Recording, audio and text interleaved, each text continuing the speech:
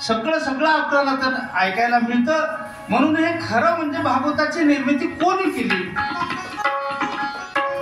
लोण्यासारखं आहे भाऊ. भागवताची निर्मिती कोणी केली? कोणी केली? ऐका. भागवताने हंस रूपी चतुर्भुज चतुश्रुती भागवत पहिल्या प्रथम ब्रह्मदेवाने सांगितलं. ब्रह्मदेवाने आणि ब्रह्मदेवाने ते ज्ञान आपल्या मुलाला म्हणजे नारदाला सांगितलं. म्हणजे घरातल्या घरातच तो व्यवहार झाला. घरातल्या घरात ब्रह्मदेवाने नारदाला सांगितलं आणि नारदाने आपल्या घरात आपल्या मुलाला सांगितलं.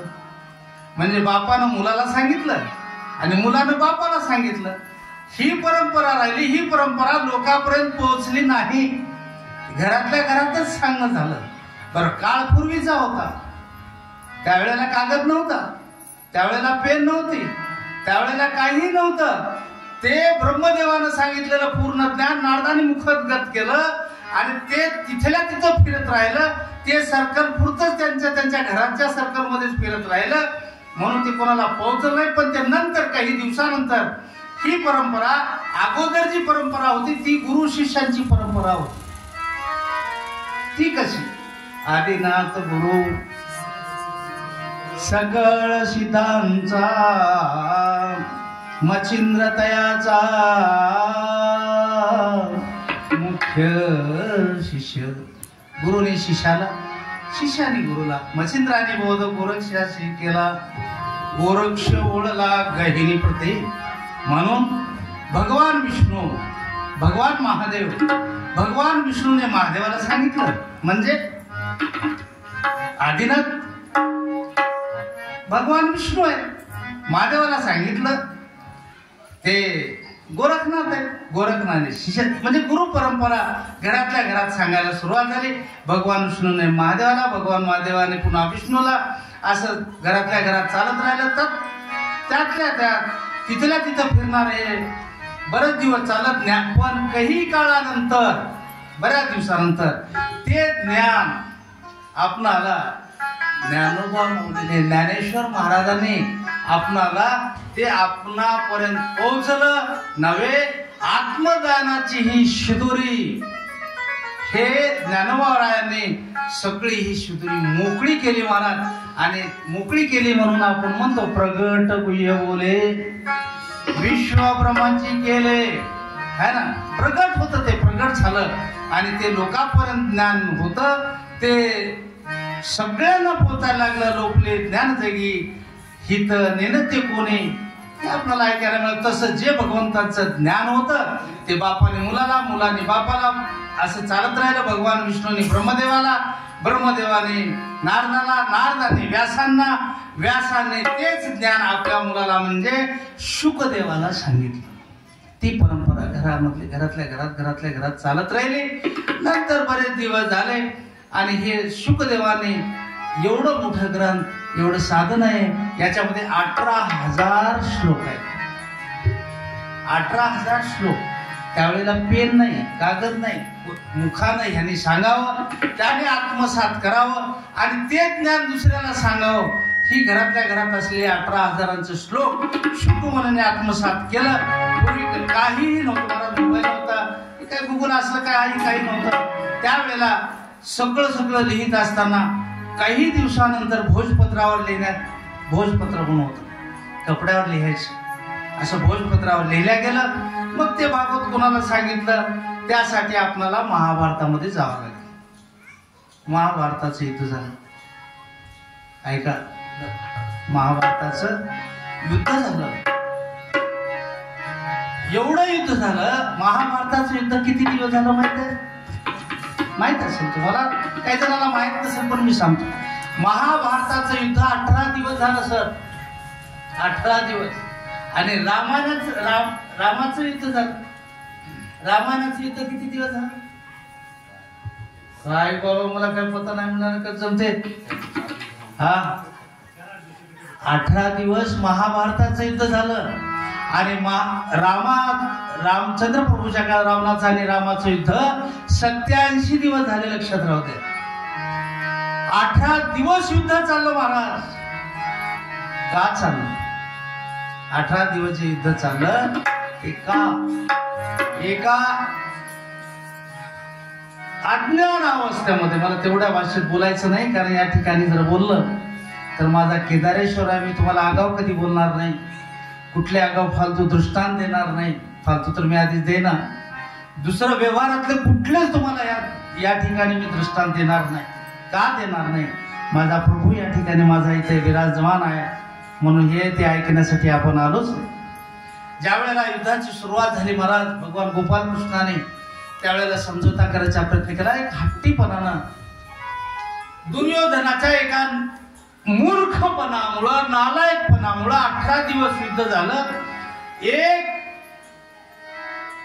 कमी डोक्याच्या माणसामुळं 100 कौरवाचा नाश झाला. तात्पर्य सांगतो.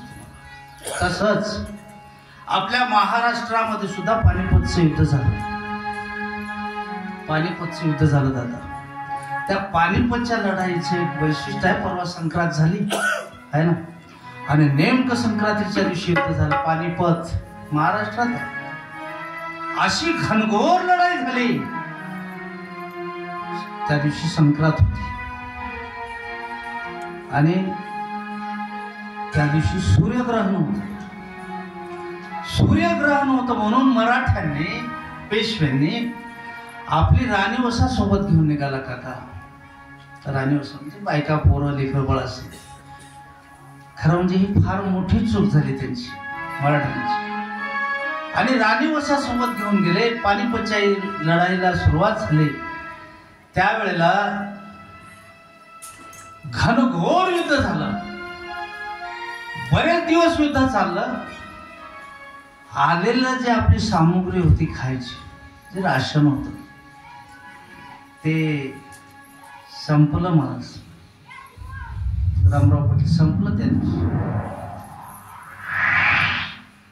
अन्न नाही, खायला नाही. भर संक्रांतीच्या दिवशी लढाईमध्ये मराठे गुळाचं पाणी पिऊन रडले. काका गुळाचं पाणी, गुळाचं. ज्या वेळेला गुळाचं पाणी पिऊन रडले, दुपार झाली. 2 वाजता असं वाटलं की आता आपण युद्ध जिंकणार. त्या वेळेला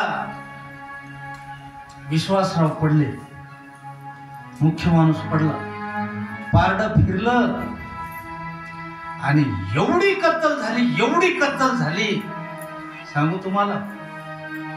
त्याच्यामध्ये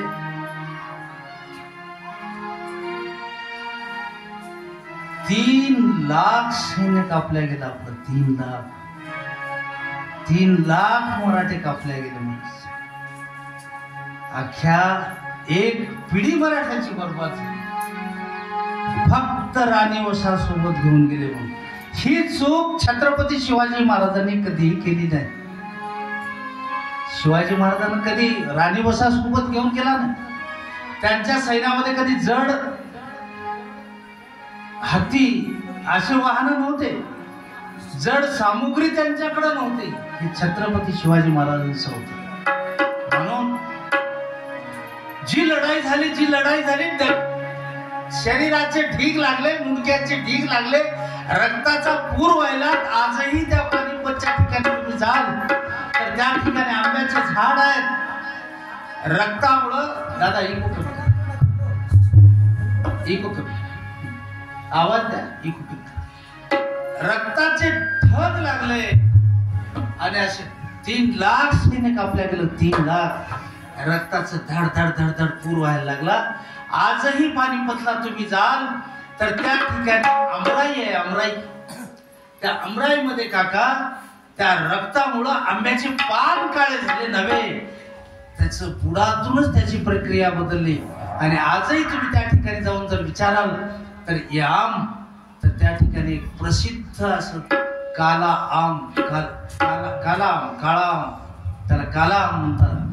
आजही त्या ठिकाणी काळे आम, त्या झाडाला काळे आंबे लागतात. फक्त एक चूक. म्हणून तुम्हाला विनंती आहे, भगवंताचं चिंतन करत असताना शुद्ध मनानं, पवित्र अंतःकरणानं माझ्या भगवंताचं चिंतन करा. बस तुझी चिंता त्याशी सर्व. सगळी सगळी चिंता त्याला आहे. म्हणून भगवंता हे जे आहे खरंच आम्ही जे हे केलंय आयुष्यभर केलंय, भगवंता आम्हाला तुझं चिंतन करायला वेळ मिळाला नाही. ज्या भगवंतासाठी तुम्ही आम्ही या ठिकाणी जमा झालो, वर्षातले किती दिवस दादा? 365. 300. तुम्हाला विनंती आहे, वाटतं प्रत्येकाला वाटतं, मलाही वाटतं. माझं सगळं माहित आहे मामाला, साहेब मामाला माहित आहे, साहेबांना माहित आहे. एवढं वेळ नसताना सुद्धा मी इथे येतो म्हणजे मी काय वेडा असेल?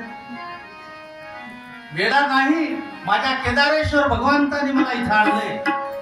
वेळ नसता. काकूला सुद्धा माझं कसं आहे ते माहित आहे. वेळ नसतो माझ्याकडे, पण वेळ काढला पाहिजे. तुम्ही वर्षातले 365 दिवस आहेत, त्याच्यातले आपल्याला 7 दिवस द्यायचे. 7 दिवस. 7 विनंती आहे पुन्हा, ज्या माझ्या प्रभूसाठी तुम्ही 7 दिवस द्याल, 7 दिवस 357 दिवस तुमचा सांभाळ करते मला विठ्ठल. हरे कृष्णा हरे राम राम हरे हरे हरे कृष्णा हरे कृष्णा कृष्णा कृष्णा हरे हरे हरे कृष्णा हरे कृष्णा कृष्णा कृष्णा हरे हरे हरे राम हरे राम राम राम हरे हरे हरे राम हरे राम राम राम हरे हरे हरे राम हरे राम राम राम हरे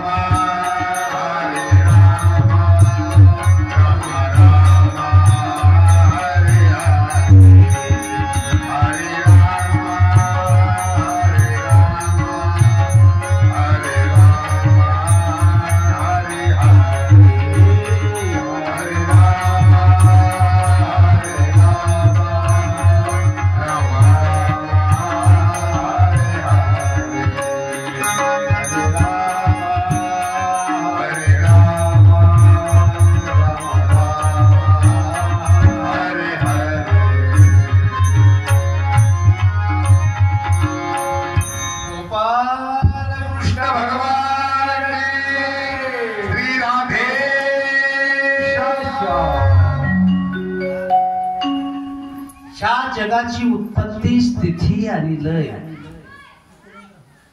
जगाची निर्मिती ब्रह्मदेव विष्णू. ज्या वेळेला जग निर्माण झालं, कसं झालं काय झालं सांगेल पुढे अध्याय आहे.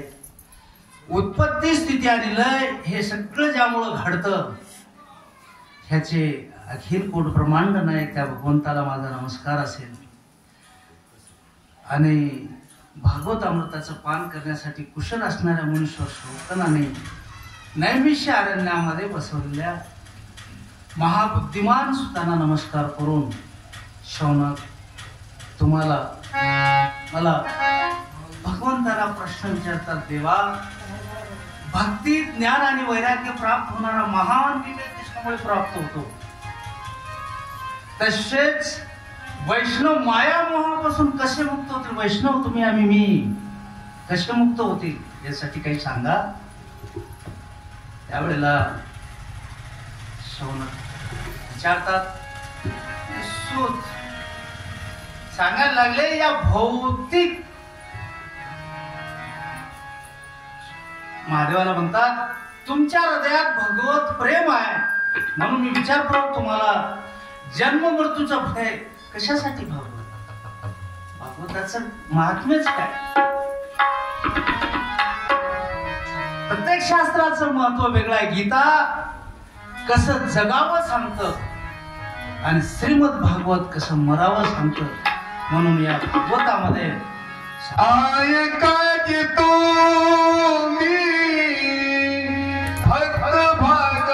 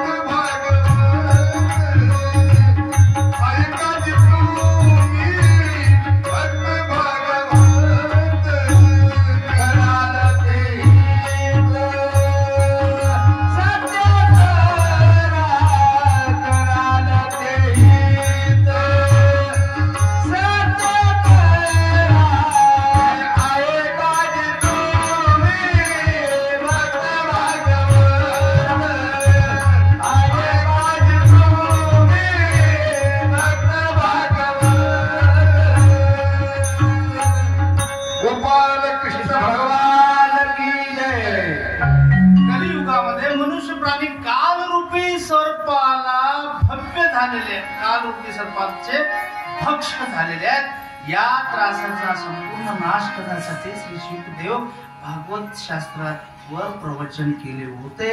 आणि शुक मुनीने जे सांगितलंय तेच आपल्याला तुम्हाला इथे सांगायचं आहे. मग मनशुद्धीसाठी यापेक्षा श्रेष्ठ असे कोणते अन्य साधन नाही. मनुष्याला अनेक जन्माच्या पुण्याचा उदय होतो, त्याच वेळी त्यास भागवत शास्त्राचा आधार घ्यावा लागतो. कोण आधार घेतला?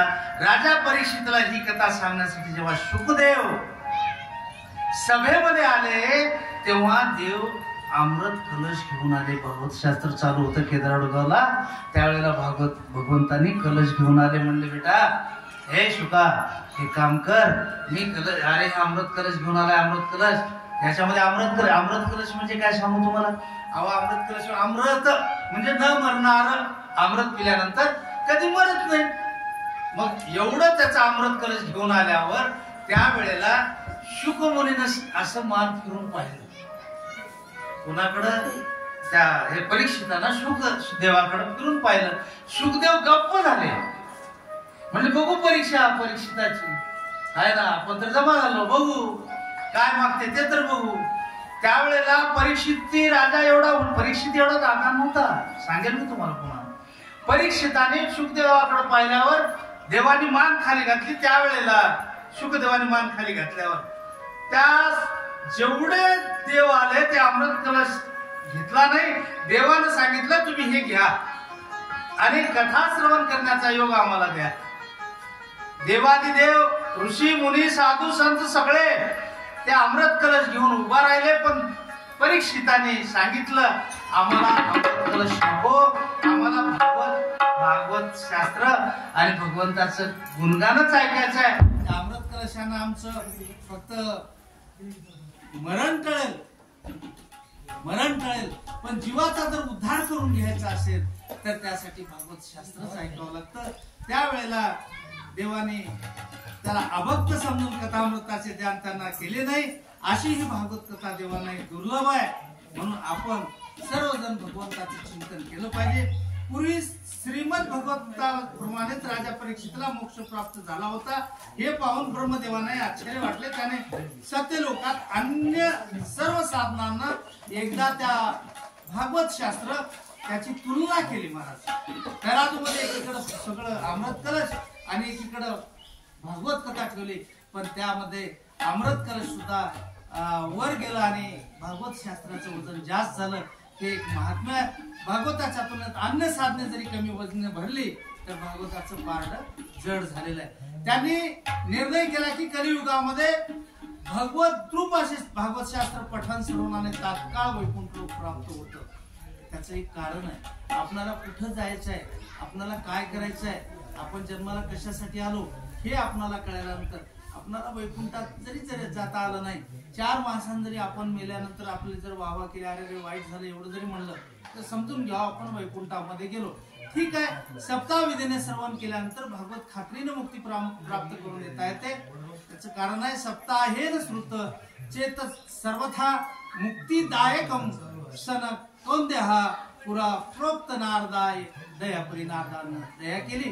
आणि असं असताना पुन्हा शौकनाने विचारायला लागले, अहो देवा ही गोष्ट खरी आहे, पण आम्ही सगळे संसार माणसं आहेत, या संसार पाशातून आम्हाला मुक्त तसेच नित्य संसार करणाऱ्या नारदाने सनकादिकाशी तेव्हा भेट झाली आणि विधान ऐकण्याची गोडी त्यांना कधी लागली विचारायला लागली. त्यावेळेला सुख म्हणतात, हे शुकदेवाने मला त्यांचा एकनिष्ठ भक्त म्हणून मला समजून सांगायला लागले आणि एकांतात मला ही कथा सांगितलेली आहे. पण ती कथा मी तुम्हाला सांगण्याचा प्रयत्न, तेव्हा एकदा बद्री नारायण क्षत्री ते 4 निर्मल अंतकरणाने सनकादिक म्हणजे कोण, ब्रह्मदेवाचे 4 मुलं सनकादिक. लक्षात घ्या, ते 4ही मुलं त्या बद्रिकाश्रमामध्ये पाहिले आणि त्यांच्या सत्संगामध्ये संगती दोषा, संगत चांगल्या सनकादिकांची संगत म्हटल्यानंतर काय बघायचं मला, त्यावेळेला सत्संग आला. नारदांना त्यांना पाहिलं, नारद मुनी असे चालले होते, त्या सनकादिकांना पाहिलं. त्यावेळेला हे 4ही मुलं नारद मुनींना विचारायला लागले, देवा तुम्ही तर नारद मुनी आहेत, तुम्ही तर देवादिदेव आहेत, ब्रह्मदेवाचे चिरंजीव आहात, तुम्ही एका ठिकाणी एक क्षणभर थांबत नाही. अहो तुम्ही तिन्ही लोकांमध्ये फिरणारे आहेत, वरे या सत्ययुगामध्ये त्या तिन्ही लोकांमध्ये तर फिरता, पण ह्या सगळ्या पृथ्वी तलावर तुम्ही फिरत आलात. एवढं फिरत असताना तुमच्या चेहऱ्यावर नेहमी अगदी तेज असणार, आज तुमच्या चेहऱ्यावर तेज नाही, असं तुमच्या मागे चोर लागल्यासारखं का पळता. हे सनकादिक विचारे ब्रह्मदेवाची मुलं नारद मुनीला विचारतात. त्यावेळेला ते खिन्न मनानं नारद मुनी उभा राहिलेले आहेत आणि त्यावेळेला पहिल्या प्रथम तर देवा तुम्ही असं का पळता, आम तू पृथ्वी येतो ज्ञात्वा सर्वतोमामी ती पुष्करच प्रयागम काशी गोदावरी तथा, का पळते. त्यावेळेला नारद बोलायला लागले, बाबा तुम्ही श्रेष्ठ आहात म्हणून त्याला नमस्कार केला. पृथ्वी सर्वोत्तम आहे, मी सगळं पृथ्वी फिरलो असे समजून मी येथे आलो. पृथ्वीवर पुष्कर, प्रयाग, काशी, गोदावरी, काशीला गेलता ना तुम्ही, हा साहेबांना घेऊन गेलं ना, हा हरिद्वार, श्रीरंगम, कुरुक्षेत्र, रामेश्वरम, सगळे तीर्थक्षेत्र फिरून आलो. नाही, तीर्थक्षेत्री मी संचार केला परंतु मला कुठेही मन शांती मिळाली नाही. कोण बोलतं, नारद मुनीला विचारतात. नारद मुनी सांगत आहेत, बाबा मी फिरलो भूतलावर, सगळे आमच्या गोदावरीला आलो, गंगेला आलो, सगळे तीर्थ झाले, पण मला कुठेही समाधान मिळालं नाही. हे सर्व पृथ्वी दुःखी झाल्यासारखी मला वाटली. त्याचं कारण असं आहे की मला का समाधान वाटलं मलाही कळालं नाही, तर त्यासाठी मी चिंतेमध्ये आहे. आणि हरी बोल हरी बोल हरी हरी बोल मुकुंद माधव हरी हरी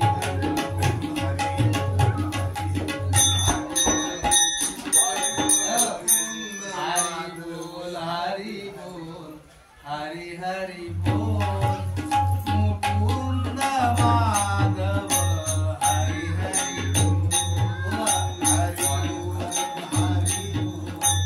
हरि हरि बोल मुकुंद माधव हरि हरि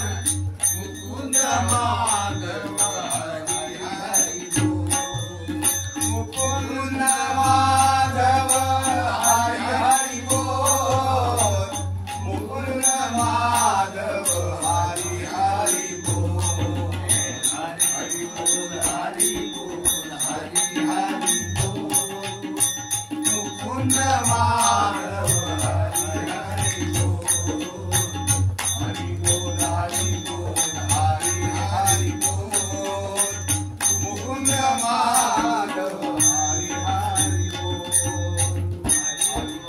हरी बोल हरी हरी बोल मुकुंद माधव हरी हरी बोल हरि बोल हरि बोल हरि हरि बोल मुकुंद माधव हरि हरि बोल कृष्ण माधव हरि जय।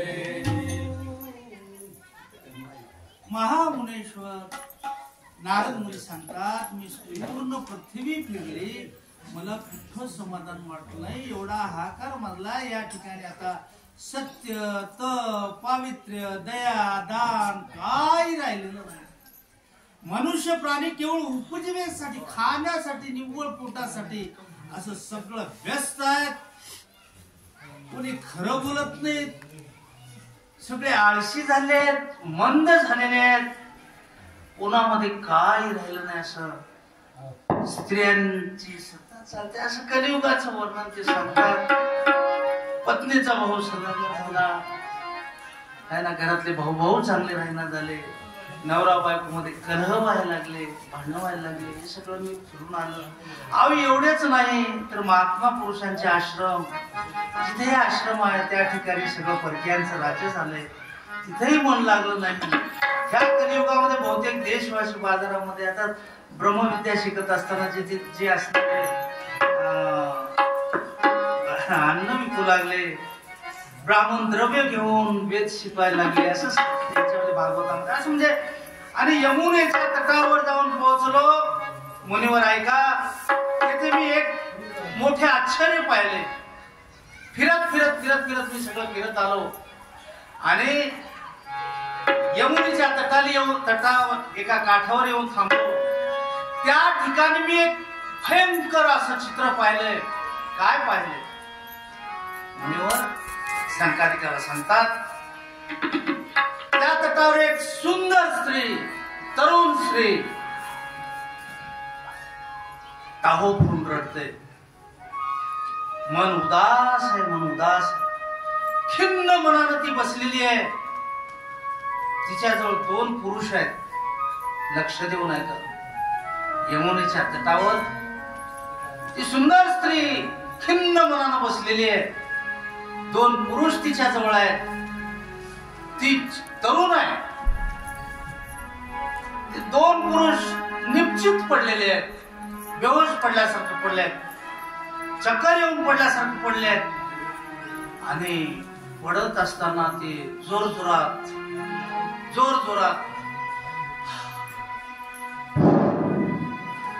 असे सुस्कारे सोडत आहेत, श्वास सोडत आहेत. त्याचं कारण दशदिक्षु निरीक्षति रक्षितार निजौ विजम्माला शतस्त्रिभिः मारुन्नुवाना. श्वास सोडायला लागले, श्वास सोडायला लागले. दुर्नच मी हे दृश्य पाहून कुतूहल होऊन मनानं तिच्या जवळ गेलो. मला पाहून ती तरुणी उभी राहिली.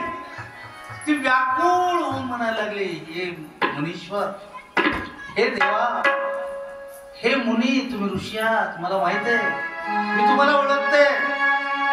हे साधू पुरुषा, मी तुम्हाला वंदन करते. क्षणभर थांबून माझी चिंता दूर करावं. ती रडायला लागली, व्याकुळ झाली.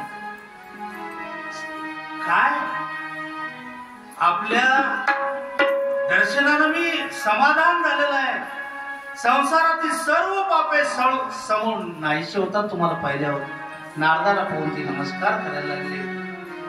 आणि त्यावेळेला आपल्या वाणीने बहुतेक माझे दुःख दूर होऊ शकते महाराज, अशी विनंती करत असताना नारद मुनी म्हणायला लागले, कासिम तो का विमोचे माझ का पद्मा देवी समजतात दुःखस्य कारण सांग मुली. हे देवी तू हे जे रडत आहेस, एवढी व्याकुळ आहेस, याचं कारण मला सांग.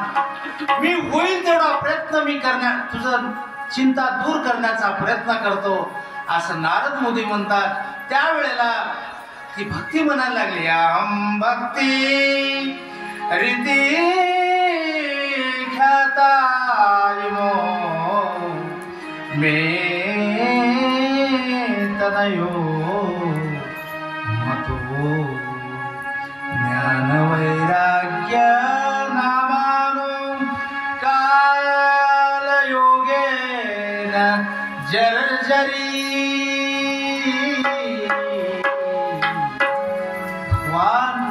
हे मुनेश्वर, नारद मुनी म्हणतात बेटा मी तुला ओळखतोय. हे देवी बोल, तुला मी तुझं नाव सांग. हे कोण आहेत पुरुष तुझ्या जवळचे ते सांग.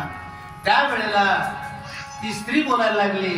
मुनीश्वर, हे प्रभू, मी मला नक्की खात्री आहे तुम्ही माझं निरसन कराल, माझं चिंता दूर होईल. तेव्हा माझं नाव भक्ती आहे. भक्ती, ती स्त्रीचं नाव भक्ती आहे. आणि हे जे निश्चित पडलेले लेकर शुद्ध नाही, बेहोश अवस्थेत आहेत, हे कोण आहेत तुझे? त्यावेळेला ती तरुण स्त्री बोलायला लागली. हे माझे झालेले वृद्ध मुलं आहेत. हे वृद्ध म्हातारे झालेले माझे मुलं आहेत. खरं असं नाही? खरं आहे. भक्ती तरुण आहे, ज्ञान वृद्ध म्हातारं झालेलं आहे, वैराग्य म्हातारं झालेलं आहे. हे दोन माझी मुलं आहेत. तेव्हा मला सांगा मी काय करू? आणि हे जे एवढे जे तुला वारं घालतात काय कमी आहेत का? हे जे आलेल्या माझ्या माया असतील, माझे दादा असतील, काय कमी आहेत? गवाद्या सरित श्रेमान मत्स्यवार्थ समागता तथापि न च मे श्रेया सेविताया सुरे रपी.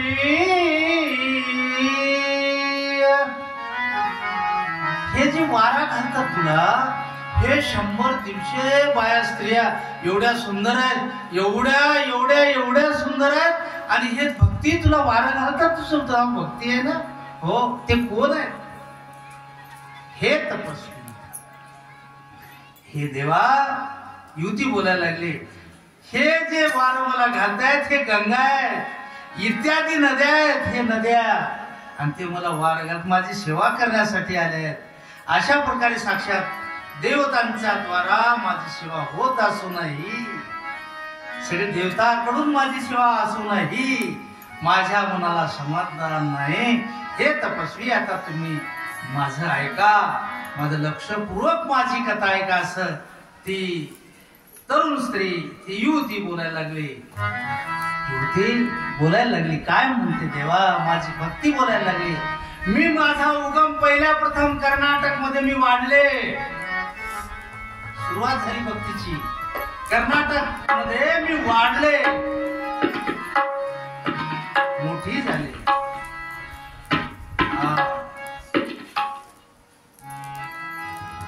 द्रविड देशात माझा जन्म झाला. कर्नाटकामध्ये मी मोठी झाली आणि महाराष्ट्रामध्ये काही ठिकाणी मला मान सन्मान मिळाला, थोडा मिळाला. नंतर मी गुजरात मध्ये गेले आणि त्या ठिकाणी माझी वृद्धापकाळासारखी अवस्था झाली. प्रभू, तेथे घोर कलियुगाचा प्रादुर्भावाने दुर्जनाने मला छिन्न विछिन्न केलं. गुजरात मध्ये दीर्घकालापर्यंत माझी अवस्था झाल्याने मी माझ्या पुत्रासह अशी दुर्बल आणि निस्तेज झाली. वृंदा पुन्हा प्राप्त नवीने व स्वरूपिणी जाता हम युवती सम्यक प्रभे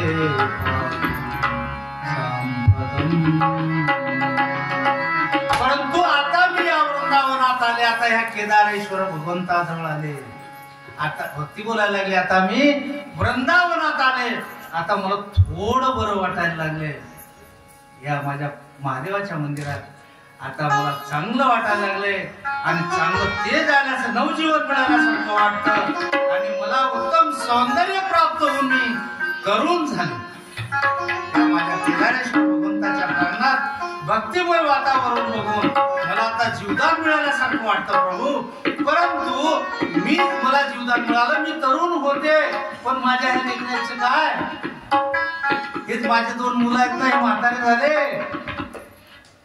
हे अगदी शांत होऊन पडलेले आहेत. यांची हाल काय होईल तेव्हा हे मला सांगा. हे माझे वृद्ध मुलं पाहून मी दुःखाने दुःखी झालेली आहे, पण माझे 2 पुत्र वृद्ध आहेत, आम्ही तिघेही एकत्र राहणारे आहोत, तरी असे विपरीत का? असं आई वृद्ध पुत्र तरुण असे असायला नको. म्हणून देवा आम्हाला सांगा की आम्ही तिघे एकत्रित आहोत, आमचं नेहमी असं चांगलं होईल, असं तुम्ही कोणता तरी मार्ग आम्हाला सांगावं. असं नारदाला ती स्त्री विनंती करते. त्यावेळेला नारद मुनी बोलायला लागतात, हे साध्वी मी माझ्या हृदयातली ज्ञानेनामज्ञेने पच्छामि सर्वमे तत्त्ववानचे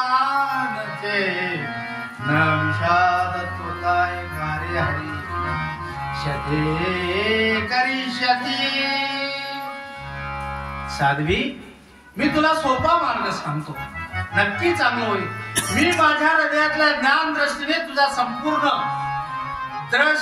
दुःखाचे कारण जाणण्याचा प्रयत्न करतो. तुला दुःख करण्याचे काहीही कारण नाही. श्री हरी कृपे करून तुझे कल्याण होईल, तुझं कल्याण.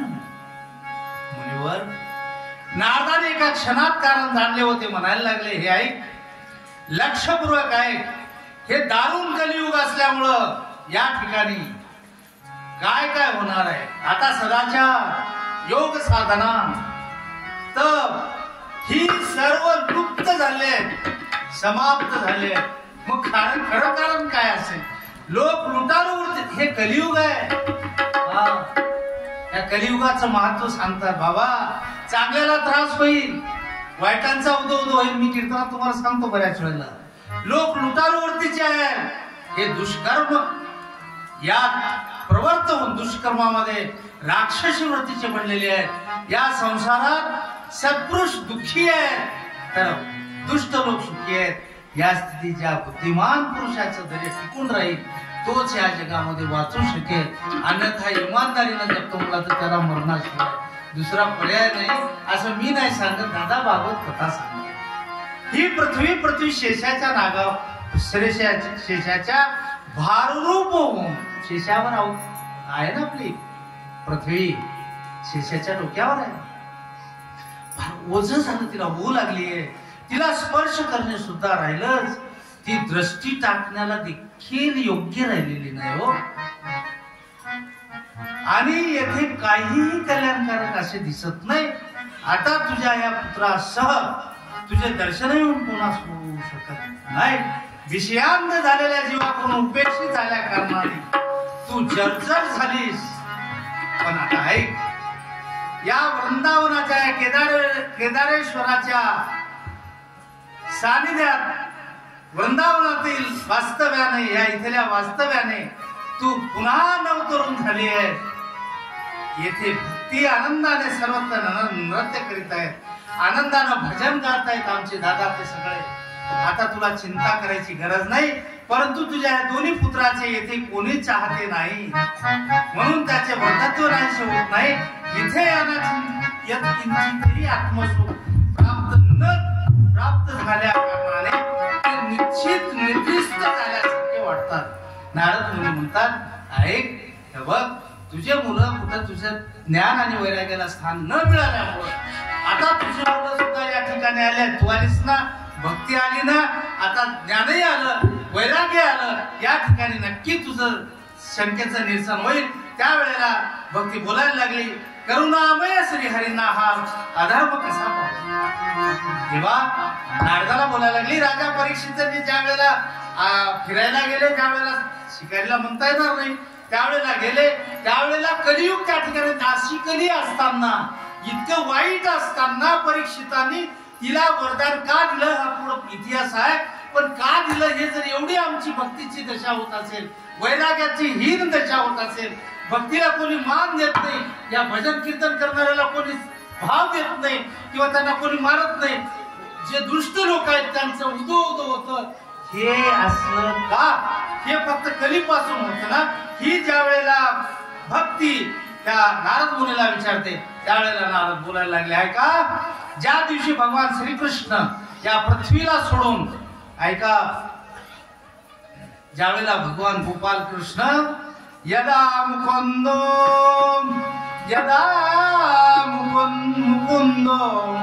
भगवान लक्ष्मण त्यक्त्वा स्वनंदगता तदीनाथ लीलायात सर्व साधन पादकः. ज्या दिवशी भगवान श्रीकृष्ण पृथ्वी लोक सोडून आपल्या परमधामाला गेले, त्या दिवसापासून सर्व साधनामध्ये विघ्न असणाऱ्या कलियुगाची सुरुवात झाली. बाबा, जोपर्यंत भगवान या भूतलावर होते त्यावेळेला सर्व गोपी गोपाल, सर्व पशु पक्षी सर्व सर्व सर्व आनंदानं होते. ज्यावेळेला भगवान गेले त्यावेळेला पांडवाचा इतिहास सांगेल मी तुम्हाला. कारण जे फळ तपस्या, योग साधना आणि समाधीपासूनही मिळत नाही, तेच फळ कलियुगात फक्त आणि फक्त हरी कीर्तनानं चांगल्या प्रमाणे प्राप्त करता येतं. म्हणून आपल्याला भगवत कथा ऐकायची आहे. यावेळी लोक निंदे कर्माची प्रवृत्ती झाली असल्या कारणाने सर्व स्तुत आहे, मनावर नियंत्रण राहिलं नाही, विद्वानाची अशी अवस्था झाली की ते पावत नाही. हे सगळं कारण असताना हे देवी, तुला मी एक सांगतो साधं सोपं सरळ उत्तर. ज्या वेळेला सूत सांगतात हे देवऋषी नारदाचे असे वचन ऐकून भक्तीला मोठे आश्चर्य वाटले. त्यावेळेला ती पुन्हा काय म्हणायला लागली ऐका, सुरेश्वर त्वही धन्य होसी मद्मागे न समागता साधूना लोके सर्व सिद्धी. आपण धन्य आहात. भक्ती म्हणायला लागली तेव्हा सगळे लोक हे तुम्ही जाणलंय, कलियुग तुम्ही जाणलंय, मला उपदेश केलाय, मला बरं वाटतं. माझ्या सद्भाग्याने तुमची आपल्याशी भेट झाली. या संसारात साधूच्या दर्शनाने, या कलियुगामध्ये साधू संतांच्या दर्शनानं आपल्याला मुक्ती मिळते, भक्ती मिळते, आपला उद्धार होतो. कारण देवाची जर भेट घ्यायची असेल, साधूची संगती मनोमार्ग गती आकळावा श्रीपती येईल. साधू संतांच्या सानिध्यातच असताना देवाचा मार्ग मोकळा होतो. देव साक्षात आपल्या पुढे उभा राहतो. तेव्हा आपण केवळ एक वेळ उपदेश केल्याने कयाधूचा पुत्र प्रल्हाद याने मायेवर विजय मिळवला. एकच वेळ तुमची भेट झाली होती ना मुनीश्वर. नारद मुनींना म्हणते भक्ती, देवा तुम्ही एकदाच कयाधूला भेट दिली ना तर प्रल्हादाचा उद्धार झाला. देवा आपल्या कृपेने ध्रुवाला एकदाच भेट दिली ना, त्याला ती जागा दिली ना. आहेत कथा पुढे सगळ्याचा सारा इतकं बाबा. मग आपण सर्व मंगलाचे मंगल आहात, तसेच साक्षात ब्रह्मदेवाचे पुत्र आहात. देवा मी आपणास नमस्कार करते हो. सांगा की भक्तांचं दुःख कसं दूर होईल. कौरवाच्या हत्या, तर त्यासाठी पांडव आपल्याला इकडे जावं लागेल आणि कौरवाच्या अत्याचारापासून द्रौपदीच्या परित्राता येन कौरव कशमला श्री कृष्ण कापी नवगता. त्याच्या नेहमी प्राणाहुनी प्रिय असा असलेला तू भक्त, तुझ्या आमंत्रणावरून भगवान कनिष्ठाच्या घरी सुद्धा देव कुठे जातो, त्याला कोणी लागत नाही. देव कनिष्ठाच्या घरी जातो, वरिष्ठाच्या घरी जातो. विठू तुझ्या दरबारात नाही भेदभाव उच्च नीच कोणी रंग देवा देवाचा दरबार आहे सगळ्यासाठी खुला आहे. यारे यारे लहान सगळ्यांना अधिकार आहे. देव कनिष्ठाच्या घरी जातो. सत्य त्रेता आणि द्वापार युगात तिन्ही युगात असा असलेला माझा भगवान आणि या तिन्ही युगात ऐक नारद मुनी बोलतात ऐक अगं तुझं तिन्ही ठिकाणी आजच नाही सत्ययुगामध्ये त्रेतायुगामध्ये द्वापार युगामध्ये या तिन्ही युगात ज्ञान आणि वैराग्य ही मुक्तीची साधने होती. परंतु कलियुगात केवळ भक्ती मोक्ष प्राप्ती झाली आहे. फक्त भक्ती ही मोक्ष प्राप्त करून देणारी एकमेव असे ती भक्ती आहे असे निश्चित जाणून परमानंद चिंता श्रीमती ज्ञानरूप श्रीहरीने विनंती केली आणि तुझी निर्मिती केलेली आहे. तू श्रीकृष्णाला प्रिय अशी सुंदरी आहेस म्हणून नारद मुनी भक्तीला सांगतात. एकदा तू हात जोडून विचारले होते की देवा मी काय करू. तेव्हा श्रीकृष्णाने माझ्या भक्ताचे पोषण हे जे माझे भक्त आहेत भक्तीला सांगितलं हे जे माझे भक्त आहेत त्यांचं पोषण कर. भक्ती केल्यानंतर काय होतंय हा भक्ती केल्यानंतर आपले आलेले विघ्न दूर होतात. भगवंताचं चिंतन केल्यावर आलेले संकट दूर होतात. यश प्राप्त होतं. असलेल्या मनातल्या इच्छा पूर्ण होतात. आता तसं तर भगवताचं श्रीमद भागवताचं महत्व फार मोठं आहे. कारण संख्या कमी आहे तरी तुम्ही जाऊन सांगा. तुम्हालाच सांगतो विनंती आहे तुम्हाला बाबा. त्याचं कारण आहे ज्यांनी बरेच आपले पूर्वज काही वेगवेगळ्या पद्धतीने आपल्या पूर्वजांना गेले आपल्याला सोडून आहे ना. कोणी दैवगतीने गेले कोणी असं दैविक मरण म्हणतात त्याला. कोणाचा ऍक्सिडेंट झाला कोणी सुसाईड केलं समजा जीवनाचा त्याग केला. असे जे काही आपले जे काही पूर्वज गेले त्यांची जी काही विधी राहिली आहे का ते जर करता करता जर काही राहिलं तर फार मोठा दोष आपल्या घरामध्ये फार मोठा दोष त्यांची आत्मा संतुष्ट तर होत नाही आणि तेच आहे भागवत. म्हणून ते काही क्रिया काही राहिल्यामुळं ते जरी आपल्याला करता आलं नाही किंवा आपल्याला घडलं नाही किंवा आपल्या डोक्यात आलं नाही तर ते जर घरामध्ये जर आपल्या जर राहिलं तर आपला वंशाचा वेल तुटतो. वंश वाढत नाही. मग ते आपल्याला झालं नाही म्हणून 7 दिवस माझ्या भगवंताची भागवत कथा जर ऐकली मी नाही सांगत त्या भागवत कथेमध्ये असं 7 दिवस जर मन लावून भागवत चिंतन भक्तांना जर हे श्रीमद भागवत कथेचं जर श्रवण केलं तर तुम्हाला बाकीचं कुठलीही विधी करायची गरज नाही असं श्रीमद भागवत कथा सांगते. म्हणून सर्वांना विनंती आहे मुक्ती कलियुगामध्ये नास्तिकतेच्या रोगाचे ग्रस्त होऊन क्षीण होऊ लागली आहे. म्हणून ती लगेच तुझ्या कृपेने पुन्हा वैकुंठ लोकात जाईल. हे सुंदरी कलियुगामध्ये दुसरे कोणतेही युग नाही. या युगात मी घराघरात प्रत्येक माणसाच्या हृदयात तुझी स्थापना केलेली आहे. कलिना सदृश्य कोशी युगे नास्ती वराहते. असं प्रत्येक घराघरामध्ये तुझं वास्तव्य होईल असं मी सगळ्यांच्या हृदयामध्ये आहे. म्हणून तुम्हाला सर्वांना विनंती आहे की या वेळेला त्याच्या हृदयात प्रेम स्वरूप भक्ती निरंतर निवास करते. ते सुधांतरपणाने लोक स्वप्नात देखील आम्हाला पाहत नाहीत. हरी बोल हरी हरी हरी हरी बोल मुकुंद माधव हरी हरी बोल हरी बोल हरी बोल हरी हरी बोल मुकुंद माधव हरी हरी बोल हरि बोल हरि बोल हरि हरि बोल मुकुंद माधव हरि हरि बोल हरि बोल हरि बोल हरि हरि बोल